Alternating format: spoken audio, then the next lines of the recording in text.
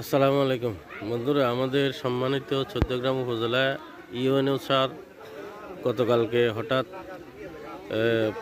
বদলি হয়ে গেছেন।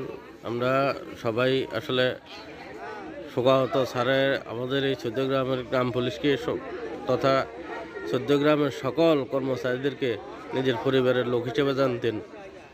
আমরা অসুস্থতার কারণে স্যারের সাথে দেখা করতে পারি না, এই জন্য আমরা মর্মান্তিকভাবে দুঃখিত। তো চেষ্টা করবো ইনশাল্লাহ স্যারের সাথে দেখা করে আসার জন্য। সবাই দোয়া করবেন।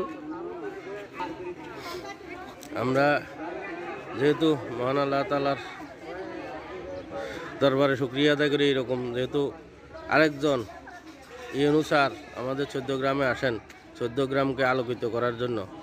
সবার কাছে অনুরোধ, সবাই দোয়া করবেন ইনশাল্লাহ আমাদের স্যারের জন্য, আমাদের জন্য, চৌদ্দগ্রামের জন্য। ধন্যবাদ সবাইকে। আসসালামু আলাইকুম।